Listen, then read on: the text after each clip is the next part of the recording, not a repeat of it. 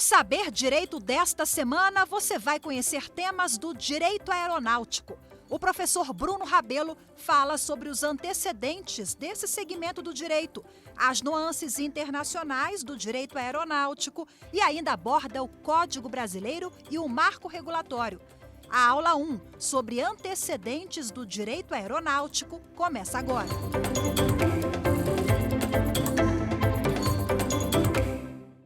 Olá pessoal, sejam bem-vindos ao curso de Direito Aeronáutico da TV Justiça. Eu sou o professor Bruno Rabelo e nesse curso nós teremos 5 aulas.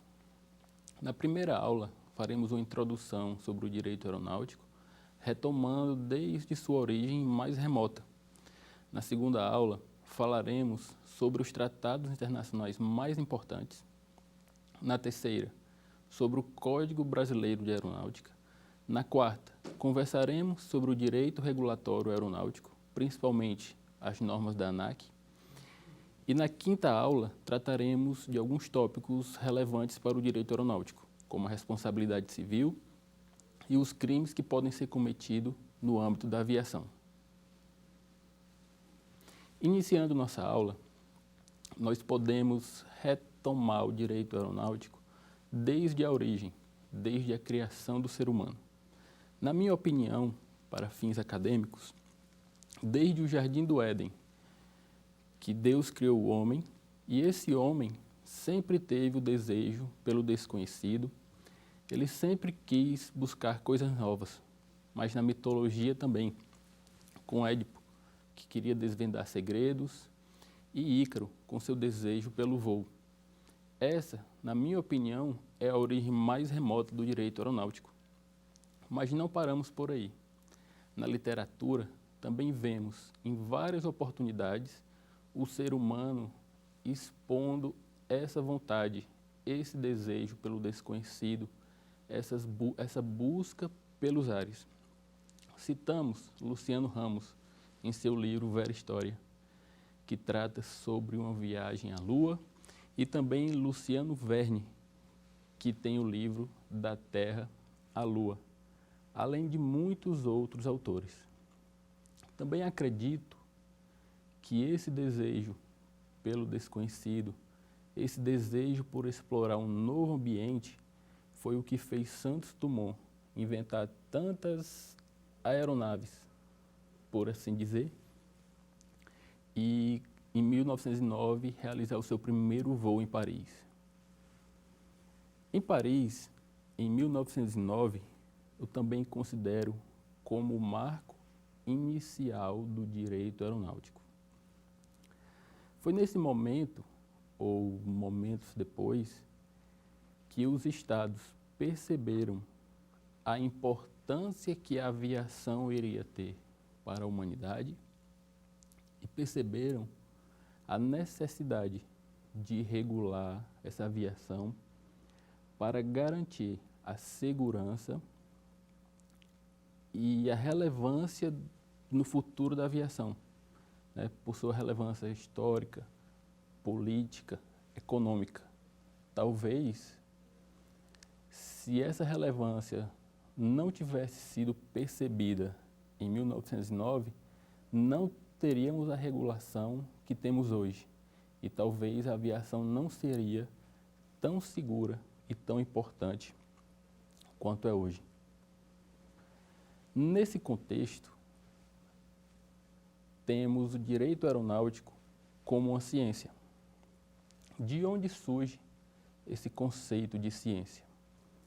Eu acredito, baseado em alguns escritores, que é da natureza do ser humano essa interação entre o ambiente no qual ele vive, né, o ambiente, e essa necessidade de conhecer o ambiente no qual se encontra. Nesse sentido, eu vou ler o conceito que eu gosto de apontar como conceito de ciência. É o estudo do conjunto de normas que dirige a interação humana com o ambiente no qual se encontra. Dessa forma, considero a ciência ainda mais importante para o direito aeronáutico. Por quê? Porque o direito aeronáutico, ele é muito específico, ele é regulado em muitos detalhes.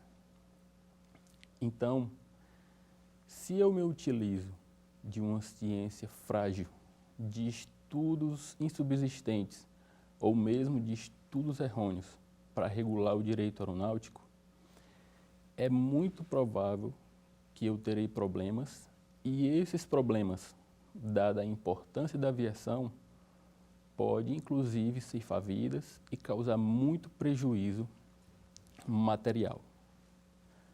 De outro lado, nós temos um debate que foi muito debatido durante algum tempo sobre a natureza jurídica do direito aeronáutico. Questionava-se se este seria um ramo do direito público ou um ramo do direito privado, sendo o direito público entendido como o que está ligado à coletividade e o privado, o que está ligado às interações individuais e à liberdade de contratar, ou seja, de fazer tudo que a lei não proíbe. Mas nesse ponto, retomaremos um pouco mais adiante do nosso curso. Agora, a questão da autonomia do direito aeronáutico.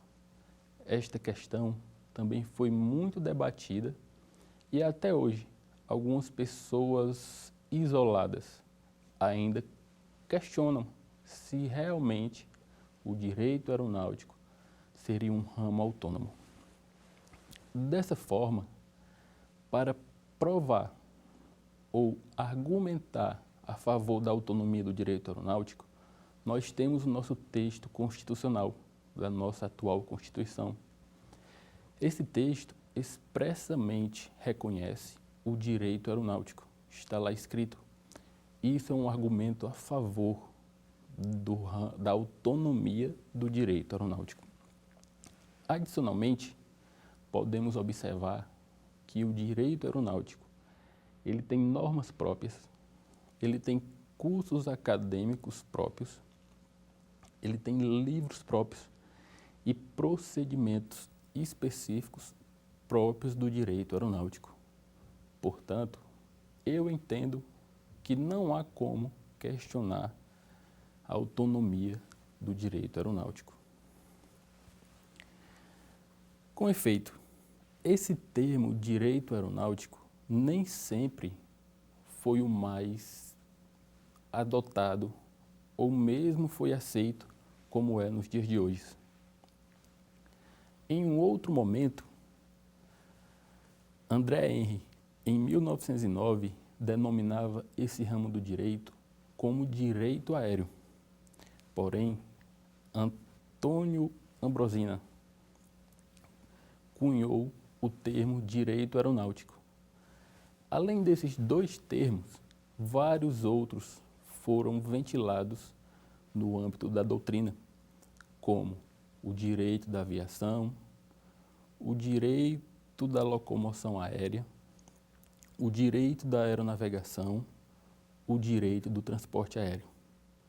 Parando para analisar cada um desses termos, nós podemos ver que eles fazem certo sentido, porém, na minha opinião, não contemplam a amplitude do que é o direito aeronáutico hoje. Por exemplo, eu entendo o direito da aviação como um ramo mais específico apenas da movimentação de aviões, o que não é o caso do direito aeronáutico hoje. O direito aeronáutico hoje também abrange as relações entre os indivíduos que estão na aviação, também abrange questões aeroportuárias, como as limitações dos imóveis ao redor dos aeroportos, abrange questões de tarifas, enfim, não está limitado apenas à aviação. Direito da locomoção aérea. Nesse mesmo sentido, o direito aeronáutico hoje não trata apenas da locomoção aérea. Ele não trata apenas do meu deslocamento de Brasília, por exemplo, até São Paulo por meio de um avião. Como já dito, ele trata de vários outros assuntos correlacionados com essa atividade que não seriam abrangidos pelo termo direito da locomoção aérea. Direito da aeronavegação, outro desses termos, também não é suficiente para denominar o direito aeronáutico atual, pois direito da aeronavegação seria apenas o direito da localização das aeronaves no espaço aéreo.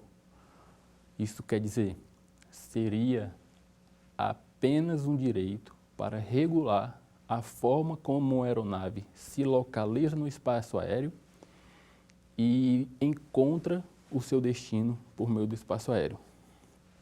Nesse sentido, temos o termo direito do transporte aéreo, que também não é suficiente, pois não trata apenas do transporte. Esse é um pouco mais abrangente do que o direito da locomoção, pois poderia abranger o transporte de cargas e bagagens e etc. Porém, ainda não é suficiente. Nesse sentido, o conceito de direito aeronáutico, assim como vários outros conceitos do ramo jurídico, tem sua complexidade. O direito aeronáutico está muito relacionado com vários outros ramos do direito. Direito civil, direito penal, direito público, direito privado, direito internacional, enfim, com praticamente todos os outros ramos do direito. Isso torna a sua definição bastante complexa. Além disso, ao conceituar um instituto, não é suficiente que eu descreva as suas características. Uma conceituação precisa necessita estabelecer balizas que limitam um ramo de outro ramo, que limitam um instituto de outro instituto. Nesse contexto da conceituação, alguns autores tentaram vincular o conceito de direito aeronáutico ao conceito de direito marítimo.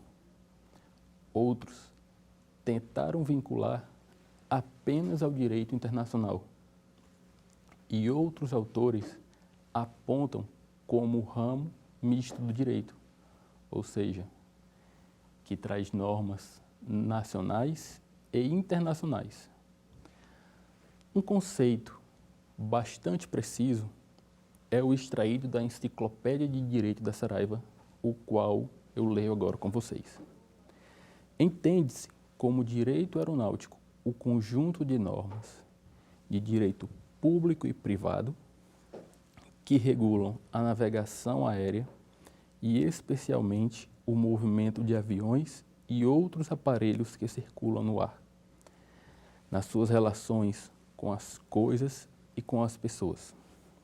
Acrescente-se que o direito aeronáutico estuda fatores essenciais à navegação aérea, abrangendo o ambiente em que ela se desenvolve, ou seja, a atmosfera e a superfície, o meio com que atua, que são as aeronaves, e as relações jurídicas públicas e privadas, nacionais e internacionais, quem seja. Por quê? Esse conceito eu considero bastante preciso porque ele reúne todos os elementos sobre os quais conversamos.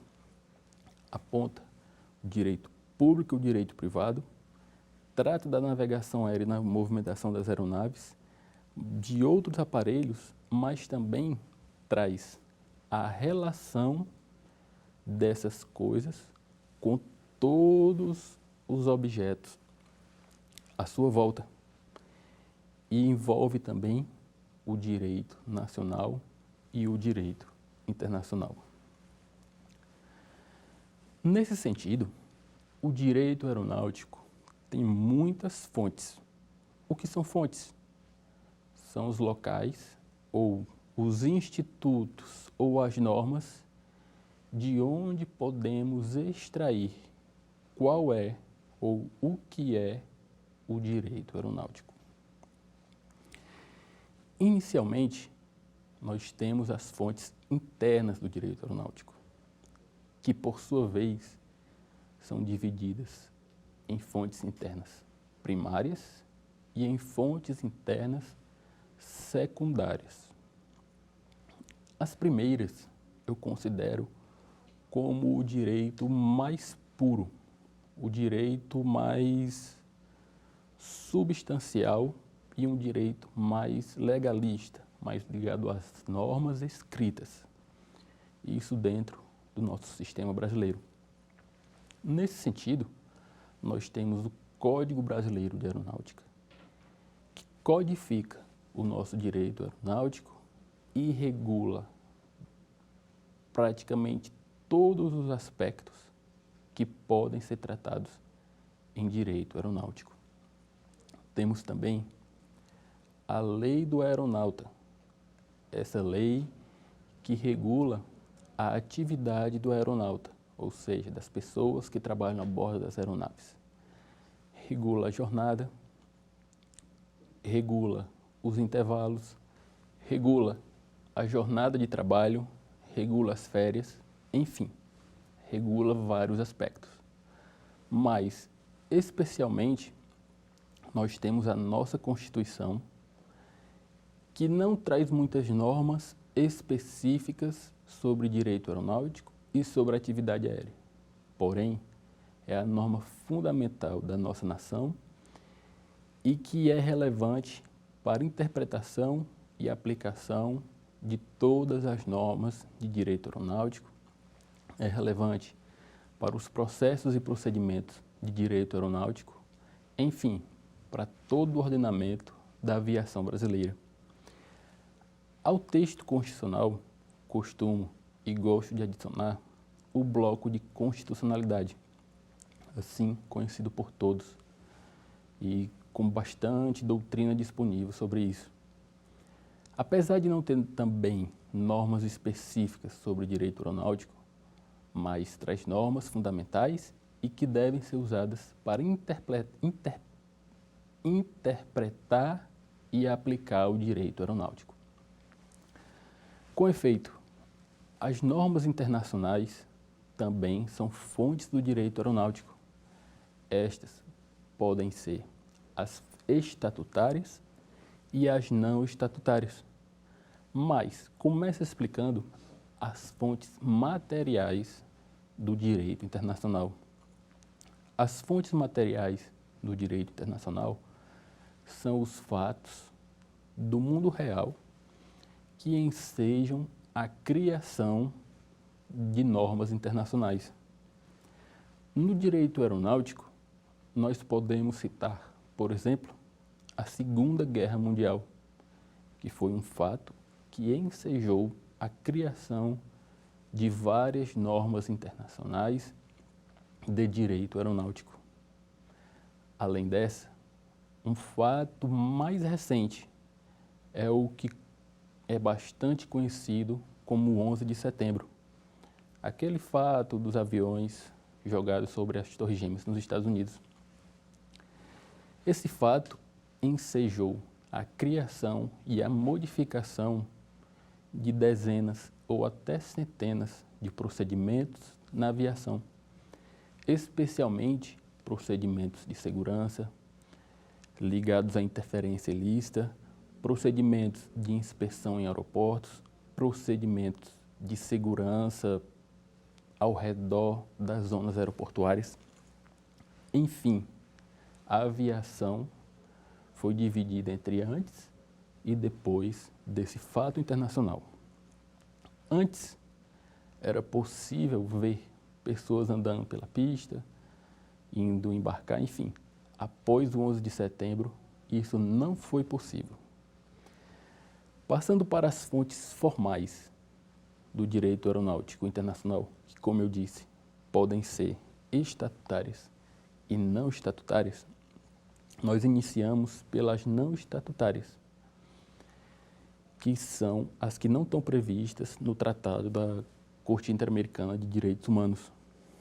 Dessas, começo destacando os atos unilaterais dos Estados. Alguns doutrinadores apontam que os atos unilaterais dos Estados não podem ser considerados como fontes formais do direito internacional, porque consideram o aspecto da vontade dos Estados em criar o direito internacional. Contudo, os atos unilaterais são essenciais nas relações internacionais modernas. Especialmente, observem os fatos ocorridos durante a pandemia do Covid-19, no qual vários estados restringiram o trânsito de aeronaves, fecharam aeroportos, fecharam espaço aéreo para a entrada de aviões, enfim, atos unilaterais que se tornaram, por assim dizer, fontes do direito aeronáutico.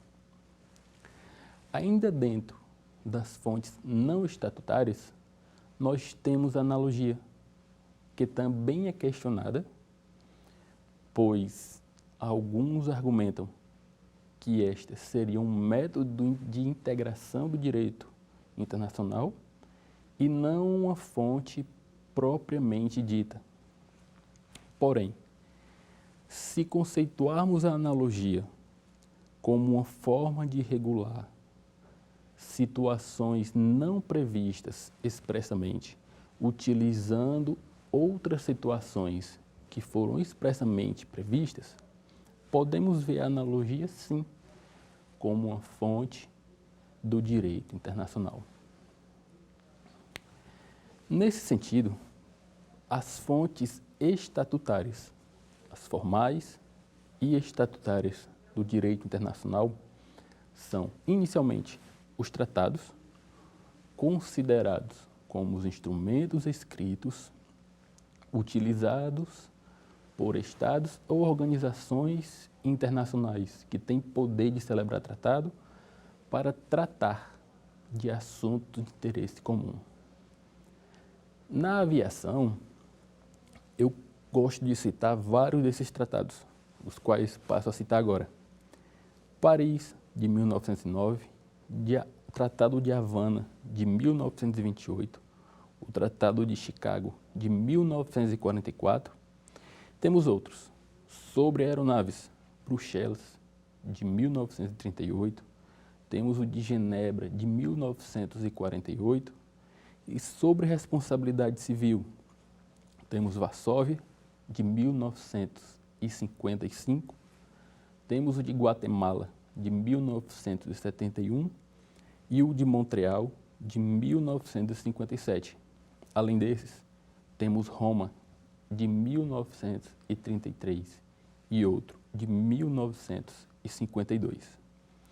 Sobre direito penal na aviação, nós temos também o Tratado de Tóquio, de 1963, o Tratado de Haia, de 1970, e o Tratado de Montreal, de 1971. Outra fonte do direito internacional que pode ser aplicada à aviação é o costume. O costume internacional é considerado como uma prática reiterada, praticada por vários estados de maneira uniforme e tidas como obrigatórias para os estados. Temos também a jurisprudência internacional, que é o conjunto reiterado de decisões que vão no mesmo sentido. No direito aeronáutico, essa jurisprudência também pode ser as decisões tomadas no âmbito da ICAO, a Organização Internacional de Aviação Civil. Esse órgão, sobre a aviação, ele tem o poder de tomar decisões em vários aspectos. Nesse sentido, as decisões tomadas por esse órgão internacional também pode ser considerada como fonte do direito aeronáutico internacional, notadamente pela jurisprudência. Temos a doutrina que é a sistematização e explicação das normas, isso em uma abordagem básica, né? A doutrina basicamente seria isso. Nessa doutrina, no âmbito do direito aeronáutico, nós podemos incluir os estudos, os pareceres técnicos que são elaborados e publicados por diversos órgãos da aviação, principalmente no âmbito da ICAO e no âmbito da IATA, que tem uma atuação técnica bem relevante para explicar e para sistematizar o direito aeronáutico. Sem falar que esses estudos, essa doutrina, também tem a capacidade de influenciar os legisladores de todos os países membros dessa organização. Fechando as fontes estatutárias, temos também os princípios gerais do direito internacional. Esses princípios são os princípios mais abrangentes e ainda mais abstratos que os princípios do direito. Especialmente para a aviação, podemos notar a cooperação, o princípio da cooperação, que é bastante visível na aviação. Vemos isso porque a aviação internacional hoje existe porque há uma cooperação entre os Estados, como veremos mais adiante, em vários aspectos, desde a troca de informações até a elaboração de acordos internacionais para permitir o trânsito entre aeronaves de vários países. Enfim, essas são as fontes formais estatutárias do direito aeronáutico internacional. Fechando essa parte do direito aeronáutico internacional, nós temos também o soft law, que são normas de cumprimento facultativo, ou seja, as normas existem, porém os estados e as pessoas não estão obrigadas a cumprir essas normas.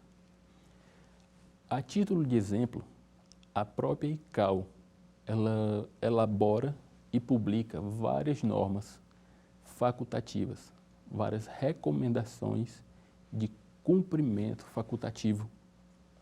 Outras organizações internacionais, como a IATA, por exemplo, também elabora normas de cumprimento facultativo. Ou seja, os estados, as autoridades de aviação civil não estão obrigadas a cumprir essas normas, porém, é bastante recomendável que cumpra, pois se trata do soft law. Com efeito, o direito aeronáutico também tem um histórico legislativo. Como já comentado, a origem mais remota do direito aeronáutico formal, como vimos hoje, pode ser Paris, em 1909, em todo aquele contexto de criação da aviação e da percepção que essa teria para todos os aspectos da vida em sociedade, aspectos sociais, aspectos econômicos, aspectos de locomoção, enfim. No contexto brasileiro, o decreto 14.050 de 1920, de fevereiro de 1920, pode ser considerada a primeira norma brasileira da aviação. Essa norma instituiu a Inspetoria Federal de Aviação, que foi o primeiro órgão brasileiro da aviação. Após esse decreto, a Lei 4.911, de 12 de janeiro de 1925, foi a primeira lei que fixou despesas para a aviação. Essa lei criou uma dotação orçamentária para regular a aviação, para a criação de normas da aviação. Após essa, em 28 de julho de 1925, o decreto 16.983 aprovou o primeiro regulamento brasileiro de navegação aérea. Essa foi a primeira norma brasileira que trouxe o conceito de aeronave, trouxe a classificação dessas aeronaves e trouxe alguns aspectos sobre a matrícula dessas aeronaves, que veremos mais à frente. A Constituição de 1934 foi a primeira que tratou do direito aeronáutico. Na época, ainda o denominou de direito aeronáutico e também estabeleceu a competência da União para explorar e legislar sobre o direito aeronáutico. Como poderá ser visto, essa competência permaneceu nas constituições seguintes e permanece, inclusive, na nossa atual Constituição. A Constituição de 1937 seguiu a mesma linha da de 1934, tratando o direito aeronáutico sob a denominação de direito aéreo. Nesse contexto, manteve a competência da União para explorar e para legislar sobre o direito aeronáutico. Em seguida, veio o Decreto-Lei número 483, de 8 de junho de 1938. Particularmente, gosto bastante dessa norma e celebro com bem intensidade, porque essa norma trouxe o nosso primeiro Código de Aviação, então chamado Código Brasileiro do Ar. Esse código reuniu as normas anteriores, do Decreto 16.938, e aprofundou e especificou, regulou mais situações do direito aeronáutico. Em 1946, temos uma nova Constituição no Brasil. Essa Constituição, seguindo a doutrina mais moderna, mesmo comparando o período da época, e passou a usar o termo direito aeronáutico. E, como já dito, manteve a competência da União para legislar e explorar os serviços aéreos. O Decreto-Lei número 32, de 18 de novembro de 1966, trouxe um novo Código Brasileiro do Ar. Em 1967, a Constituição desse ano, não sei explicar o motivo disso, mas voltou a usar o termo direito aéreo. Ou seja, essa Constituição, ela usou um termo um pouco mais antigo para o que era aplicado na época, em consequência da anterior, divergindo da Constituição anterior, que já usava o termo direito aeronáutico. A Constituição de 1969 retoma o uso do direito aeronáutico, sendo assim atualizada a nomenclatura para o que já era aplicado. A Lei 7.565, de 19 de dezembro de 1986, ela traz o nosso atual Código Brasileiro de Aeronáutica. Esse código considero o mais importante para a nossa nação. Primeiro, é o que é vigente atualmente e é o que vem sendo atualizado em várias oportunidades. Por esse motivo, tem sua relevância e sua importância. Adicionalmente, o Brasil, sob a vigência desse código, é reconhecido mundialmente pela sua aviação, pela qualidade dos serviços aéreos prestados e pela segurança que esses serviços têm, os níveis altíssimos de segurança, tudo sob a vigência do atual código.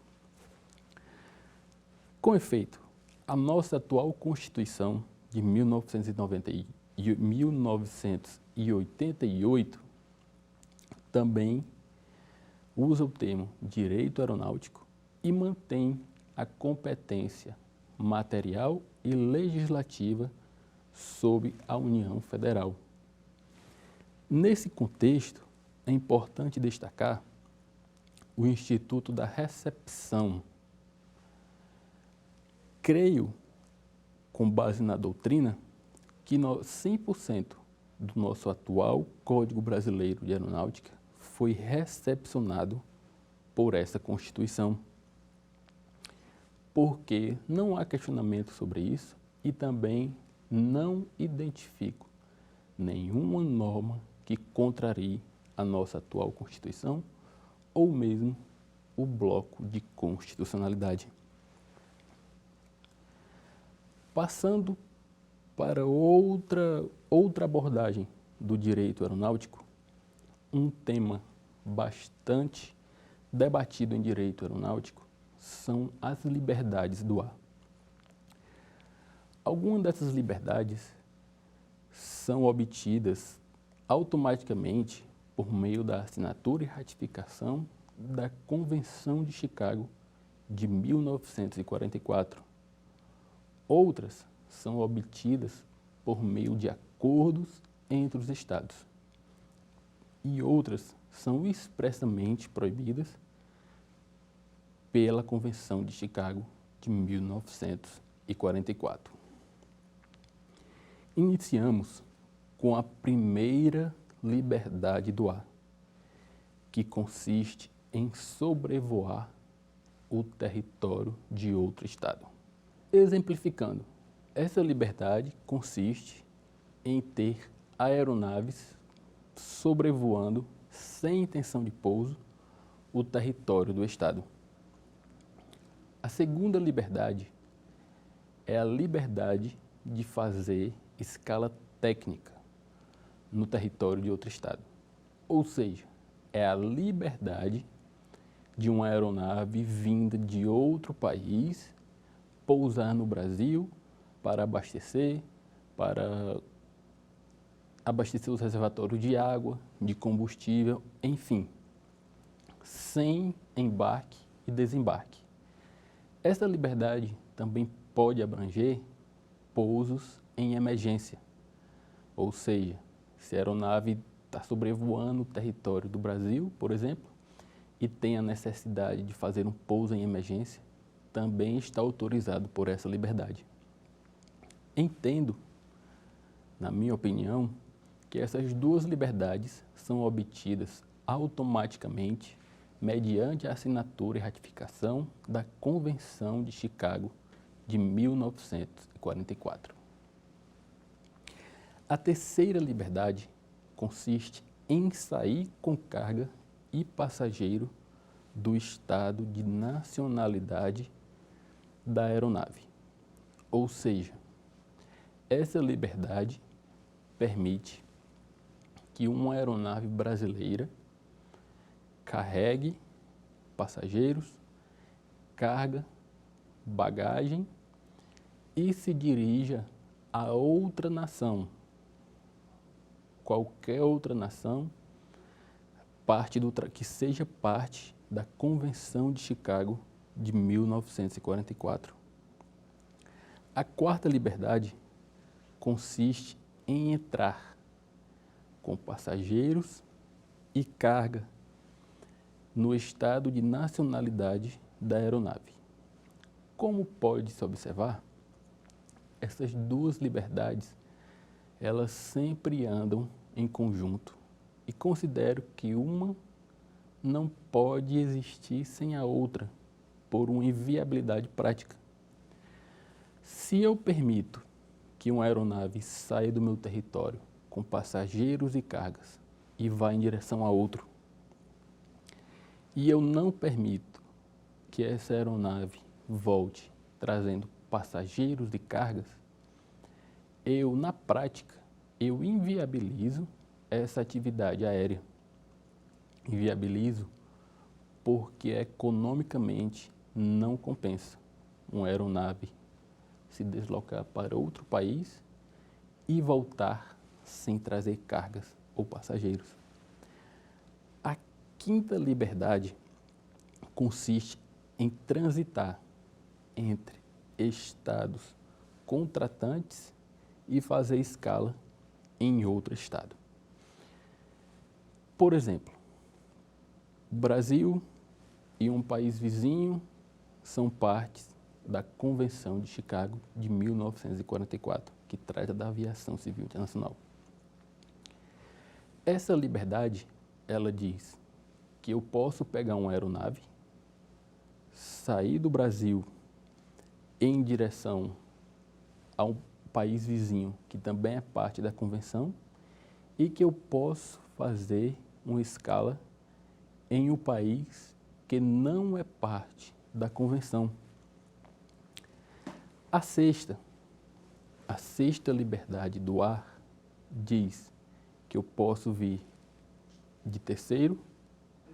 A sexta liberdade do ar diz que eu posso vir de país terceiro, passar pelo país da nacionalidade da aeronave e seguir para outro país contratante. Ou seja, eu venho de um país que não é parte da convenção, que não me confere essa liberdade, eu passo pelo estado da aeronave, ou seja, pelo estado na qual a aeronave está matriculada e, por consequência, tem essa nacionalidade, e sigo para outro estado contratante da Convenção de Chicago. A sétima liberdade do ar consiste em transitar entre terceiros contratantes sem ir ao estado da aeronave. A partir desse ponto, essas liberdades se tornam mais polêmicas e mais difíceis de serem concedidas pelos estados. Por quê? Veja bem, nós temos aqui, na sétima liberdade, uma aeronave brasileira, por exemplo, que transita entre, por exemplo, entre o Paraguai e a Argentina, sem a necessidade de vir ao Brasil. Ou seja, eu estou pegando a aeronave brasileira e utilizando para prestar serviços em outras nações. Isso dificilmente seria aceito por outras nações. Por esse motivo, essa liberdade, assim como as seguintes, é tão difícil de ser conseguida. A oitava liberdade é basicamente o que a gente pode chamar de uma semicabotagem ou uma cabotagem impura. Por quê? Essa liberdade permite que uma aeronave transite entre pontos em um estado contratante, tendo origem ou destino no estado da aeronave. Por exemplo, na oitava liberdade, teríamos uma aeronave brasileira que decola do estado brasileiro, pousa, por exemplo, em Assunção, no Paraguai, e de lá vai para a Cidade do Leste, por exemplo. Ou seja, essa aeronave teve sua origem no Brasil, porém, ela prestou serviços dentro do território de outra nação. Fato também que dificilmente seria aceito por essa característica de prestar serviços em outro território. Nesse território, com certeza, existem outras empresas aéreas, existem outros modais de transporte que prestariam esse serviço com melhor ou menor qualidade, com maior ou menor eficiência. Porém, o governo dessa nação dificilmente concederia essa liberdade para qualquer outro país. A nona liberdade, e já caminhando para o fim, consiste no transporte de passageiros e cargas dentro do território do Estado contratante, sem origem ou destino no estado da aeronave. Essa liberdade é o que é costumeiramente chamado de cabotagem pura. Como isso funciona? Na prática, caso fosse aceita, teríamos no Brasil uma aeronave vinda, por exemplo, dos Estados Unidos. O operador dessa aeronave utilizaria essa aeronave para prestar serviços aéreos dentro do Brasil. Ou seja, a aeronave viria e faria rotas Brasília-São Paulo, São Paulo-Rio de Janeiro, Rio de Janeiro-Recife, enfim, estaria em competição direta com as empresas aéreas brasileiras. Note que esta, assim como as duas anteriores, também é uma liberdade raríssima de ser concedida, por vários motivos, especialmente os econômicos, como eu já mencionei. Essa nação teria suas próprias empresas aéreas, teria seus próprios modais de transporte e teria sua prestação de serviços. Essa é uma liberdade que, inclusive, já foi debatida no Brasil e foi negada. Com isso, fechamos esta primeira aula e vamos agora para o quiz.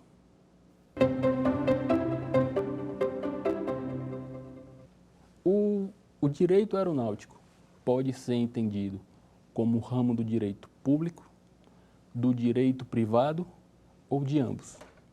Alternativa A, apenas direito privado. Alternativa B, apenas direito público. Alternativa C, nem público nem privado. E a alternativa D, ambos, ou seja, público e privado. E aí, já sabe a resposta? A alternativa correta é a alternativa D. Por quê? Como comentamos, o direito aeronáutico, assim como eu entendo, ele é composto por normas de direito público e de direito privado. Não poderia ser a alternativa A, que, como já dito, tem normas de direito público e privado, pelo mesmo motivo, não é a alternativa B, e a alternativa C seria a alternativa mais absurda, porque se não tem normas de direito público nem direito privado, então não é direito, é alguma coisa que não existe. Vamos agora para o segundo quiz.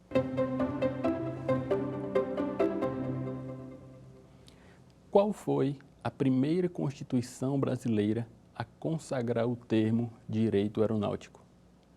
Constituição de 1946, alternativa B, a Constituição de 1934, alternativa C, a Constituição de 1988 ou a alternativa D, a Constituição de 1967? E aí, você já sabe qual é a alternativa correta? A alternativa correta, como vimos no nosso curso, a alternativa letra A. Por quê? As constituições de 1934 e 1967, elas utilizaram o termo direito aéreo em seu texto constitucional. E a Constituição de 1988 não foi a primeira a utilizar este termo. Ela foi precedida pela Constituição de 1946. Vamos para o próximo quiz.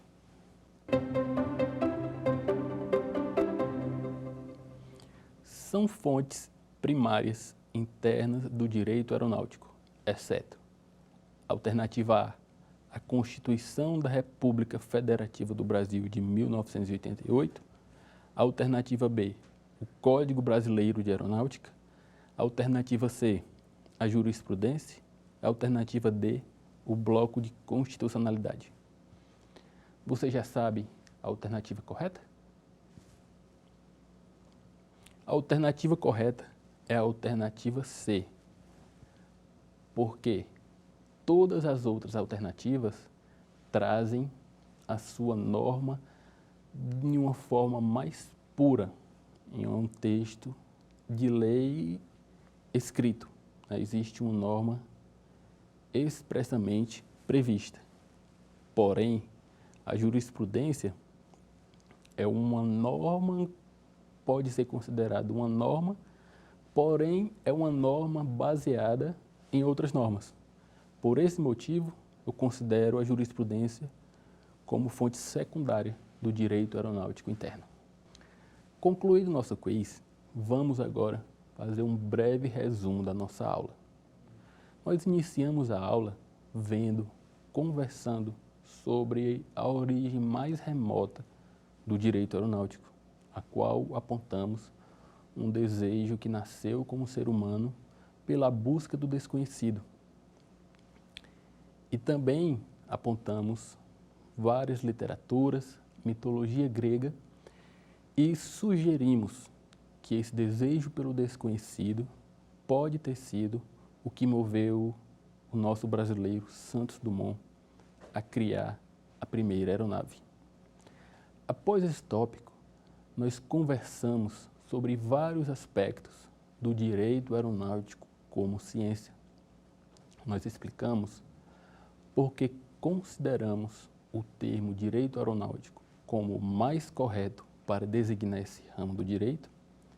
Também explicamos por que direito aéreo, direito da locomoção aérea, direito da navegação aérea, dentre outros, não são adequados para esse ramo do direito. Após isso, nós explicamos o direito aeronáutico como ciência, ressaltando a importância que a ciência tem tanto para o direito aeronáutico quanto para a atividade aérea, pelas especificidades das normas jurídicas que incidem sobre essa atividade e pela necessidade de especificações práticas dessas normas. Após isso, nós tratamos também sobre o histórico legislativo do direito aeronáutico. Passamos pela primeira norma de direito aeronáutico brasileira, que instituiu a Inspetoria de Aviação Brasileira. Passamos também pela primeira norma que deu a dotação orçamentária para a aviação e passamos por todas as constituições. Por fim, na nossa aula, nós estudamos as 9 liberdades do ar, que são vistas na doutrina do direito aeronáutico. Assim, feito esse resumo, encerramos a nossa aula e nos vemos no próximo encontro. Quer dar alguma sugestão de tema para os cursos do Saber Direito? Mande um e-mail para a gente, saberdireito@stf.jus.br, ou entre em contato pelo WhatsApp. O número é esse que aparece na sua tela. Você também pode estudar pela internet. Acesse o nosso site tvjustiça.jus.br ou pode rever as aulas no canal do YouTube TV Justiça Oficial.